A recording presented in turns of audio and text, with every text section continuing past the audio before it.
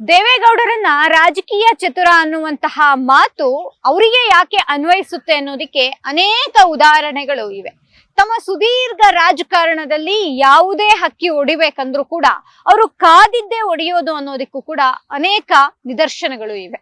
ಯಾವುದೇ ಒಂದು ವಿಚಾರವು ಅವರ ಬಾಯಲ್ಲಿ ಬಂತು ಅಂದ್ರೆ ಅದರ ಹಿಂದೆ ಹಲವು ಲೆಕ್ಕಾಚಾರಗಳಿರುತ್ತೆ ಅನ್ನೋದಕ್ಕೆ ಅನೇಕ ಬಾರಿ ಸಾಕ್ಷಿ ಒದಗಿಸಿದ್ದಾರೆ. ಈ ಮಾತು ಯಾಕೆ ಹೇಳ್ತಿದ್ದೀವಿ ಅಂದ್ರೆ ಅವರು ಇತ್ತೀಚೆಗೆ ಮೈತ್ರಿ ವಿಚಾರವಾಗಿ ಹೇಳಿದಂತಹ ಮಾತು ದೊಡ್ಡ ಮಟ್ಟದಲ್ಲಿ ರಾಜಕೀಯ ವಲಯದಲ್ಲಿ ಚರ್ಚೆಗೆ ಗ್ರಾಸವಾಯಿತು. ಮೈತ್ರಿ ಗಟ್ಟಿಯಾಗಿ ಇರುವಾಗಲೇ ಬಿಜೆಪಿ ಜೊತೆ ಸ್ಥಳೀಯವಾಗಿ ಯಾಕೆ ಮೈತ್ರಿ ಮುರಿದುಕೊಳ್ತಿದ್ದಾರೆ ಅನ್ನುವಂತಹ ಪ್ರಶ್ನೆ ಎದ್ದೇಳ್ತು. ಹಾಗಾದ್ರೆ ಅವರ ಆ ಮಾತಿನ ಹಿಂದಿದ್ದಂತಹ ಲೆಕ್ಕಾಚಾರ ಏನು, ರಾಜಕೀಯವಾಗಿರುವಂತಹ ವಿಚಾರವಾಗಿ ರಾಜಕೀಯವಾದಂತಹ ಹಲವು ಲೆಕ್ಕಾಚಾರಗಳನ್ನ ಹಾಕಿಯೇ ದೇವೇಗೌಡರು ಆ ರೀತಿಯಾದಂತಹ ಒಂದು ಹೇಳಿಕೆಯನ್ನ ಕೊಟ್ರ ಅನ್ನುವಂತಹದ್ದು ಕೂಡ ಇದೀಗ ಪ್ರಶ್ನೆ ಎದ್ದಿದೆ. ದೇವೇಗೌಡರ ಸುದೀರ್ಘ ರಾಜಕಾರಣದಲ್ಲಿ ಒಂದು ಗಮನಿಸಬೇಕಾದಂತಹ ಅಂಶ ಅಂದ್ರೆ ಕಾಂಗ್ರೆಸ್ ಜೊತೆ ಮೈತ್ರಿ ಮಾಡಿಕೊಂಡಿದ್ದಾಗಲಿ ಹಿಂದೆ ಅಥವಾ ಈಗ ಬಿಜೆಪಿ ಜೊತೆ ಅಂದ್ರೆ ಮೋದಿ ಅವರ ಜೊತೆ ಕೈ ಜೋಡಿಸಿದ್ದೆಲ್ಲದರ ಹಿಂದೆಯೂ ಕೂಡ ಅಧಿಕಾರ ಅನ್ನುವಂತಹ ಲೆಕ್ಕಾಚಾರವೇ ಇತ್ತು. ಸದಾ ಅಧಿಕಾರದಲ್ಲಿ ಇರುವಂತಹ ಯಾವುದಾದರೂ ಒಂದು ಕುಟುಂಬ ಇದ್ರೆ ಅದರ ಪೈಕಿ ದೇವೇಗೌಡರ ಕುಟುಂಬ ಮೊದಲನೇ ಸಾಲಿನಲ್ಲಿ ನಿಲ್ಲುತ್ತೆ ಅನ್ನೋದಕ್ಕೆ ಅನೇಕ ನಿದರ್ಶನಗಳು ಕೂಡ ಇವೆ.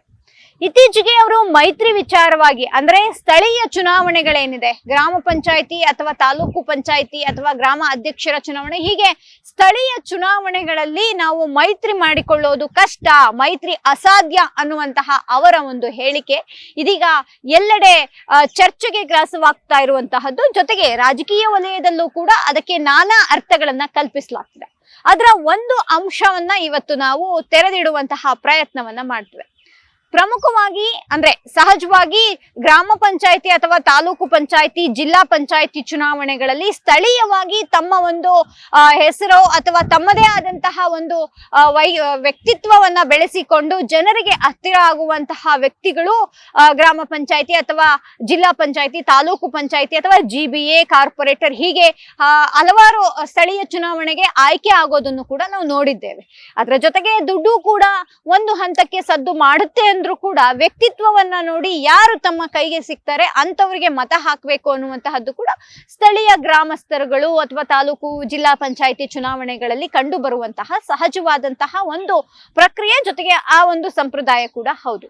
ಆದ್ರೆ ದೇವೇಗೌಡರ ಲೆಕ್ಕಾಚಾರ ಹೀಗಿತ್ತು ಅಂದ್ರೆ ಎಲ್ಲಿ ಬಿಜೆಪಿ ಮತ್ತೆ JDS ಮೈತ್ರಿಯನ್ನ ಮಾಡ್ಕೊಂಡೇ ಮುಂದುವರೆದ್ರೆ ಅಲ್ಲಿ ಅದರ ಒಂದು ಲಾಭಾಂಶವನ್ನ ಕಾಂಗ್ರೆಸ್ ಪಡೆಯುತ್ತೆ ಅನ್ನುವಂತಹ ಒಂದು ಲೆಕ್ಕಾಚಾರ ಹಾಕಿದಂಗಿದೆ. ಹಾಗಾಗಿನೇ ಅವರು ಮೈತ್ರಿ ಬೇಡ ಅನ್ನುವಂತಹ ನಿರ್ಧಾರಕ್ಕೆ ಅಂದ್ರೆ ಸ್ಥಳೀಯ ಮಟ್ಟದಲ್ಲಿ ಮೈತ್ರಿ ಬೇಡ ಅನ್ನುವಂತಹ ನಿರ್ಧಾರಕ್ಕೆ ಬಂದ್ರ ಗೊತ್ತಿಲ್ಲ.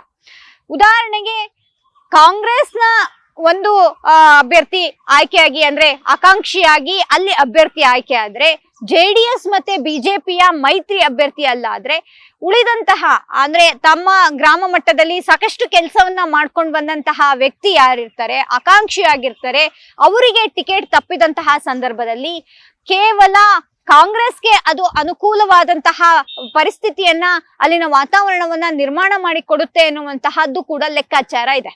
ಅಂದ್ರೆ ಸಹಜವಾಗಿ ಕಾಂಗ್ರೆಸ್ ಮತ್ತೆ ಅಂದ್ರೆ ಬಿಜೆಪಿ ಮತ್ತೆ JDS ಏನಿದೆ, ಬಿಜೆಪಿ JDS ಇಬ್ರು ಆಕಾಂಕ್ಷಿಗಳಿದ್ದಲ್ಲಿ ಮೈತ್ರಿ ಸಂದರ್ಭದಲ್ಲಿ ಯಾರಿಗಾದ್ರೂ ಒಬ್ರಿಗೆ ಮಾತ್ರ ಟಿಕೆಟ್ ಕೊಡುವಂತಹದ್ದು ಇದ್ದೇ ಇರುತ್ತೆ, ಮೈತ್ರಿ ಧರ್ಮ ಪಾಲನೆ ಅನ್ನುವಂತಹ ನಿಟ್ಟಿನಲ್ಲಿ.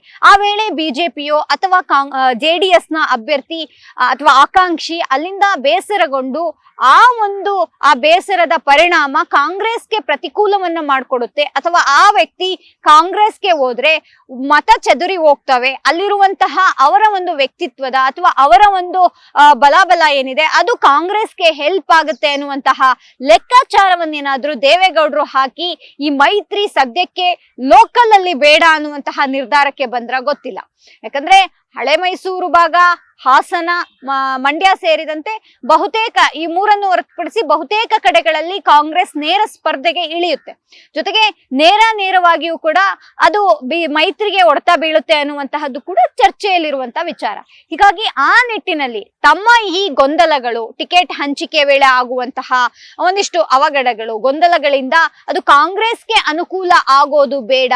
ಇನ್ ಕೇಸ್ ಏನಾದ್ರೂ ಸ್ಥಳೀಯ ಮಟ್ಟದಲ್ಲಿ ಕಾಂಗ್ರೆಸ್ ಬಲಿಷ್ಠ ಆಯ್ತು ಅಂದ್ರೆ ಅದು ಮುಂಬರುವಂತಹ ಚುನಾವಣೆಗಳಲ್ಲಿ ಅಂದ್ರೆ ವಿಧಾನಸಭೆ ಲೋಕಸಭಾ ಚುನಾವಣೆಗಳಿಗೆ ಹೆಲ್ಪ್ ಆಗುತ್ತೆ ಅನ್ನುವಂತಹ ಲೆಕ್ಕಾಚಾರ ಹಾಕಿ ಇಂತಹದೊಂದು ನಿರ್ಧಾರ ಮಾಡಿಬಿಟ್ರ ಅನ್ನುವಂತಹದ್ದು ಕೂಡ JDS ವಲಯದಲ್ಲಿ ಕೇಳಿ ಬರ್ತಾ ಇರುವಂತಹ ಚರ್ಚೆ.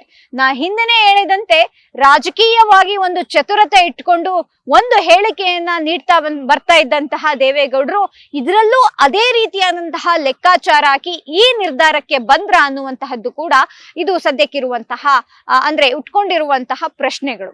ಇದ್ಯಾವುದೂ ಕೂಡ ಗೊತ್ತಿಲ್ಲದೆ ಇರುವಂತಹ ಒಂದಿಷ್ಟು ಜನ ಬಿಜೆಪಿ ನಾಯಕರುಗಳು ಸ್ಥಳೀಯ ಮಟ್ಟದಲ್ಲಿ ಈ ರೀತಿ ಆದ್ರೆ ನಮಗೆ ಎಫೆಕ್ಟ್ ಆಗುತ್ತೆ ಅನ್ನುವಂತ ಅರ್ಥದಲ್ಲಿ ಮಾತನಾಡ್ತಾ ಇರುವಂತಹದ್ದು ನಿಜಕ್ಕೂ ಎಲ್ಲೋ ಒಂದ್ ಕಡೆ ಕಾಕತಾಳೀಯ ಅನ್ನಬಹುದು ಅಥವಾ ಅವರಿಗೆ ಆ ಒಂದು ಲೆಕ್ಕಾಚಾರದ ಅರಿವಿಲ್ವ ಅನ್ನಬಹುದೋ ಗೊತ್ತಿಲ್ಲ. ಇದರ ಜೊತೆಗೆ ಇದೆಲ್ಲವೂ ಕೂಡ ಅಂದ್ರೆ ದೇವೇಗೌಡರ ಈ ಮೈತ್ರಿ ವಿಚಾರದ ನಿರ್ಧಾರ ಏನಿದೆ ಆ ನಿರ್ಧಾರ ಹೈಕಮಾಂಡ್ ಅಂದ್ರೆ ಕೇಂದ್ರ ಬಿಜೆಪಿ ನಾಯಕರಿಗೆ ಗೊತ್ತಿಲ್ಲ ಅನ್ನುವಂತಹದ್ದೇನಿಲ್ಲ. ಅವರಿಗೆ ವಿವರವನ್ನ ತಿಳಿಸಿಯೇ ಈ ರೀತಿಯಾದಂತಹ ನಿರ್ಧಾರವನ್ನ ತೆಗೆದುಕೊಂಡಿರಬಹುದು. ಆದ್ರೆ ಅವರ ಹೇಳಿಕೆಯಿಂದ ನಾ ಹಿಂದೆನೆ ಹೇಳಿದಂತೆ 10 ಹಲವು ಲೆಕ್ಕಾಚಾರಗಳಂತೂ ಇದ್ದೇ ಇರುತ್ತೆ. ಕೇಂದ್ರ ಮಟ್ಟದಲ್ಲಿ ಮೈತ್ರಿಯ ಮೂಲಕ ಬಂದು ಕುಮಾರಸ್ವಾಮಿ ಅವರಿಗೆ ಅಧಿಕಾರ ಸಿಗುವಂತೆ ಮಾಡಿದಂತಹ ದೇವೇಗೌಡರು ಈಗ ಮೈತ್ರಿ ಬೇಡ ಅಂತಿರೋದು ಯಾಕೆ ಅನ್ನುವಂತಹದ್ದು ಸಾಕಷ್ಟು ಜನರಿಗೆ ಕುತೂಹಲ ಕೂಡ ಇತ್ತು.